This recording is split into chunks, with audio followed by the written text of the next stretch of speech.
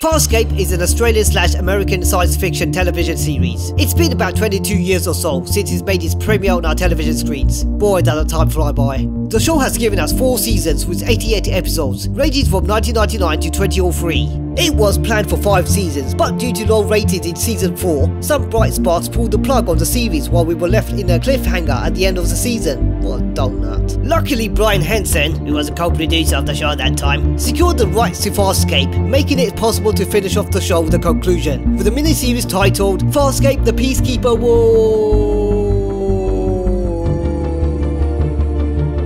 I'll shut up now, should I? As usual, I'll be looking into main actors' past and present acting works, which you may or may not know. Also, make sure to click that like button at the end if you found this entertaining. Or if you want, you can click it now. Click it now. Yeah, click it now so it will save you some time. Yeah? So, without further ado, let us begin, shall we?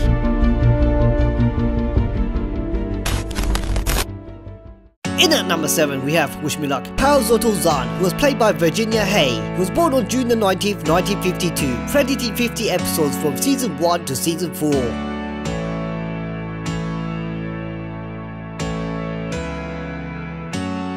Now, most of you folks might recognise her in this classic post-apocalyptic action movie, Mad Max 2, The Road Warrior. In here she plays as the warrior woman, who is eager to play Cuban with Mad Max. Human flesh, trash. Oh, very Valentine-like you are. It's 1984 where she appeared in 14 episodes in the classic television series Prisoner. Or for us Brits it was called Prisoner Cell Block H. I don't know why, but I'm pretty sure my guess is that they didn't want to clash with another 1960s classic television series called, take a guess, The Prisoner. As you can see in this scene, she's overtowering everyone. It's either that or they're all midgets. Blooming X-Sun, easy with the camera zooming. This is her in 1985, in this British comedy drama Big Deal, playing as a travel agent for Australian Airline, along with that Leo Sayer lookalike. You know when he's saying, you make me feel like dancing, I'm gonna dance the night away, or when I need you, and no, I ain't gonna sing it for you. Moving along to 1987 where she appeared in 007 Bond movie The Living Daylights, playing as Rubovich, or Rubovich, girlfriend to Gimli the Dwarf. In here you can see 007 is eyed up on her and looking well happy, you cheeky devil. Plot twist, 007 didn't actually fancy her. He was waiting for Gimli the Dwarf so he could put him to bed. I don't know, maybe he wants to read him a bedtime story about a supermarket called Costco. From 1989 to 1990, she credited 56 episodes in the Australian soap drama E Street, playing as a lawyer. In the next scene, you can obviously see that she misses Gimli, son of Groin, or aka the Dwarf, so much that they're reenacting the scene when Gandalf meets Gimli in the pub. Not when they involve one of my clients. It's the year 1996 when she appeared in an episode of Flipper, which also co-starred the young Jessica Mary Alba, aka Jessica Alba. In here she portrays as a villainess named Adams. Heck knows what she's trying to achieve by covering her face. Maybe she tried to audition to play Morticia Adams from the Addams Family, with a mug of coffee in her hand. Sip sip. And you're not believing a word I'm saying. Get them out of here and show them what we do to liars. Now I'm going to enter her filmography here, when she appeared in the sci-fi television series Cosmos, moaning about the youngsters these days who don't know the basics. Well, I can still see that you love your mug of coffee. Next please! In number 6 is Scorpius, who was played by Wayne Pygram, who was born on October the 13th, 1959, credited 61 episodes from season 1 to season 4.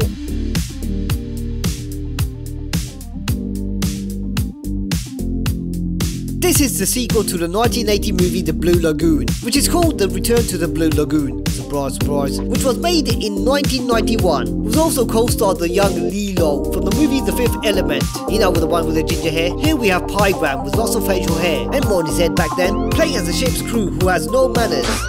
Oi, manners! It's the same year, 1991, where he appeared in this children family television series, The Girl from Tomorrow. It's basically about the girl, the dirty looking one, who is from the year 3000, who gets kidnapped by a warrior who is from the year 2500, somehow gets trapped in the year 1990 with an Australian accent, who only wants to go back to the future. Haha, I know, the irony, she might as well phone home. I'm getting clicks. Ranging from 1995 to 1996, Pygram was a regular in this action rescue drama television series, Fire. This is him showing his platoon of firefighters how to shout out their names in alphabetical order, in other words, being an ass. This is the first of his appearance, playing as a character with a mask on, playing as a humanoid, evolved from dinosaurs, called Noru, in this 1999 action-adventure television series, The Lost World. Here you can see both the humanoid dinos looking well happy that they caught these two female species. What about the women? I have something more interesting in mind for them. What's that? Washing the dishes? Whatever you do, don't laugh, bless him. This is actually Pygram, being the body double as Grand Moff Tarkin in the 2005 movie Star Wars Episode 3, Revenge of the Sith. Not saying a single word, buggering off when he knows when he's not wanted. You can just about tell that they're laughing their heads off behind his back. Here, Pygram had a cameo role in 2006 in the weird Am I Dead or Not television series Lost. Here, you can see he's trying to emulate Mr. Spock's Vulcan's mind meld technique. It's no harm trying. Okay, let's see. Our minds are merging. Our minds are one. I feel what you feel. I know what you know. Is it me or is it you? Knowing me, knowing you. Aha! Holy crap, that actually works. And finally, this is Pygram in 2018 when he appeared in an episode of Season 5, comedy drama Rake, where he plays as an elected political leader to the Federal Parliament Liberal Party. Will he be a just leader with a fair and good judgment, or a corrupt one? Well, you're gonna have to find out for yourself. Next, please. In number 5 is Chiana, who was played by Gigi Edgley, who was born on November the 16th, 1977, crediting 74 episodes from Season 1 to Season 4.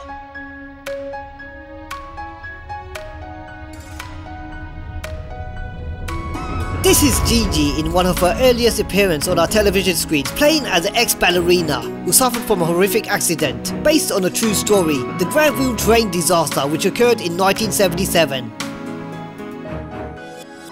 Like Wayne Pygram, she appeared in an episode of The Lost World. Here she plays a character named Pygram. Yes, you heard it right. These fine group of young people set a trap to catch a pig. Instead, they catch that guy from Spartacus, who played Lucius Caelius, or Lucius Salius, or Lucius Cedius. I wonder what they're going to do with him. We are headed towards 2003 when she was a regular on Season 3, haha, that rhymes, of the television drama The Secret Life of Us. She just come back from London. She couldn't wait to tell her Aussie friend what she was looking at whilst visiting London. She goes, "Did you see that? She's looking at me." Ranging from 2009 to 2011, she was one of the main cast in the rescue action television series Tegagas Rescue Special Ops, portraying as a feisty, no BS rescuer. In this scene, Gigi and the rescue partner are in Blue Mountains. How do I know it's Blue Mountains? Well, it says it on the name of this episode. Looking for someone who needs rescuing. Will they find that little brat in time? Who knows? She also was the main cast in the short-lived drama television series Tricky Business, which includes the Homelander, you know, the Superman wannabe guy from The Boys. Whoa, watch what you're looking at there, homie. You don't want that old geezer's clothes to be up in flames, do ya? She featured in an episode of the fan-made web series Star Trek Continues. Here, Gigi is in a pickle with an unknown alien, who could well be a Pokemon character, giving her grief. Probably wanted her autograph. It's a good thing she had that futuristic Rubik's Cube. Yeah, take that. That did a trick. Figure that out. It's the year 2018, where she appeared alongside with the late Richard Hatch, who you might recognise playing the role of Captain Apollo in the late 1970s television series Battlestar Galactica. Here she plays as a jealous partner, who finds out that Hatch assigns his exes to play part in his movie. What movie I don't know, it's called I don't know, Diminuendo. Right, I'm gonna leave you here on Gigi's most current work, as the date of this video being uploaded, playing as a popular social media star in the short sci-fi movie Hashtag, who happens to gain famous for no apparent reason. Oh hello, where everyone wants to see her every single itty-bitty move. Right, next please. In number 4 we have Pilot, who was voiced by Lonny John Tupu, and also played Captain Grace, who was born on November the 4th, 1955, crediting 88 episodes from Season 1 to Season 4.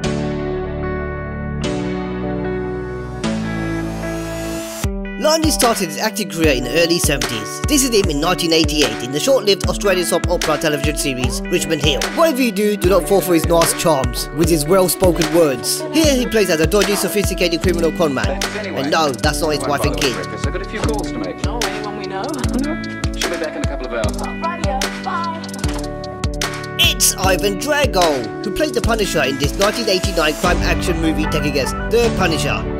Here you can see Lonny portrayed as a mafia gangster who's been tormented by the Yakuza gang, who wanted to butt in and park their backsides into their territory. Don't Don't worry folks, Lonny doesn't say much apart from looking scared and drinking alcohol and saying salute. Will Ivan Drago punch his way to defeat the gang lords and say you're dead? Well, you're gonna have to find out for yourself, won't ya? Moving ahead to 1992, where he was a regular in season 2 on the crime drama television series Police Rescue. In here he plays as a suave and sophisticated law professor, where he gets approached by this policewoman who happens to be his student and who wanted to get her homework marks done on the spot. The cheek. Heck knows what he's marking at, her assignment or her. It's Flipper! Again. We played the Count Vicente, elder brother to that guy who thinks he's in the Christopher Columbus era, in the episode The Sword of Carlos de Cabral. Here both of them discussing that Maya, aka Jessica Mary Alba, can help them find some kind of a sword that's hidden in a specific area in the sea. My guess is the dolphin finds it before them, or otherwise why would this show be called Flipper? Yay! Another one of the Farscape cast appeared in the television series The Lost World. Lonny actually in fact credited 4 episodes, playing 3 different types of roles, ranging from season 1 to season 2. It's the year 2007 where he was cast along, only for a brief moment, with WWE superstar wrestler Stone Cold Steve Austin. Here Lonny doesn't speak a word of English. Zilch, playing as an El Salvador prison warden, enticing Stone Cold to have a legal fight within the prison cages.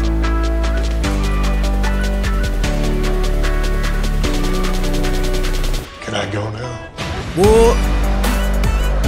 Finally, I'm going to end Lonny's filmography here, where he appeared in an episode of the supernatural fantasy drama television series Preacher. Here he plays as a character who asks far too many questions to that guy who could well be a Bond villain. If you don't know most of the Bond villain movies, we all know what happens to the guy who speaks too much. No, but when... Mate, you should have shut your mouth. Oh, that doesn't look good, does it? Next! We've reached number 3, and it's Carl Dargo, portrayed by Anthony Simcoe, who was born on June the 7th, 1969, crediting 88 episodes from season 1 to season 4.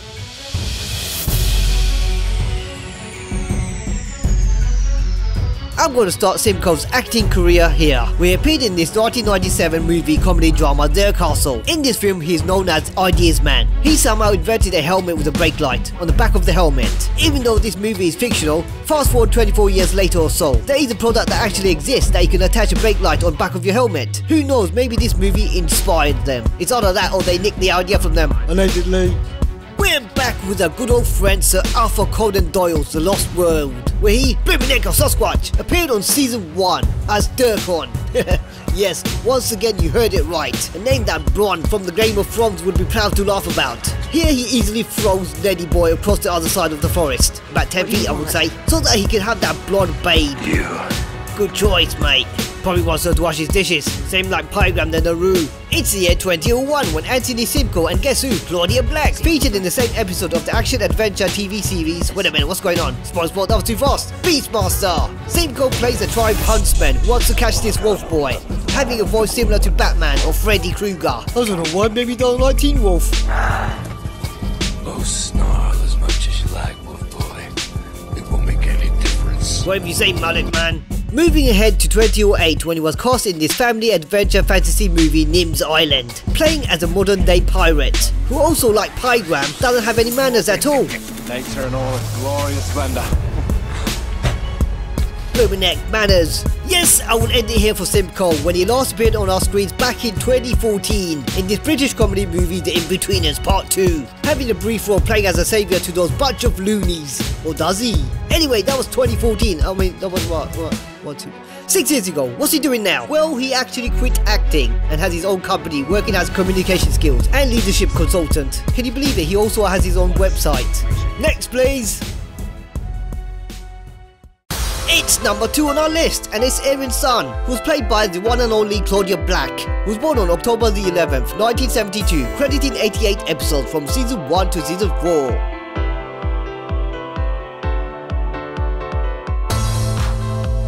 Well, what do we have here? This is Claudia Black in the year 1992 in this popular Australian soap opera, Home and Away. Hard to believe she's around 20 years old there. Look at her, she hasn't even aged, has she? Coming up. Skipping ahead to 1998 where she appeared in 2 episodes from season 3 to season 4, action-adventure fantasy television series Hercules, The Legendary Journeys. Here you can see Hercule Poirot is on trial and everyone's backing him up. giving the I am Spartacus. No, I'm Spartacus. No, I'm Spartacus. Such a cliche, eh? She was one of the main cast in this horror sci-fi action movie Pitch Black, along with the main actor himself, Mark Sinclair, or as known as Groot. You know that tree-man creature from the Guardians of the Galaxy movie? I am Groot. These group of people are stuck on a planet with 3 suns, which soon would go pitch black. Hence the movie title Pitch Black. What would happen when the lights go out? Would everyone sing along and be happy as Larry? Who knows? Yes, of course, one of her most notable roles was appearing in Stargate SG-1 from Season 8 to Season 10, but she was also included in Stargate's 2 feature-length video movies, such as Stargate The Ark of Truth and Stargate Continuum. This is her debut in the episode Prometheus Unbound, giving Shags the fright of his life. By the way, if you want to know what Shags up to now, click the link above or it's in the description down below. Fast forward into the year 2015, where she credited 6 episodes on Season 2 of the fantasy horror television series The Originals, playing as a powerful witch named... Well, I'm gonna let Freya introduce her name to us. What's her name, Freya? Dahlia. That's right, Dahlia.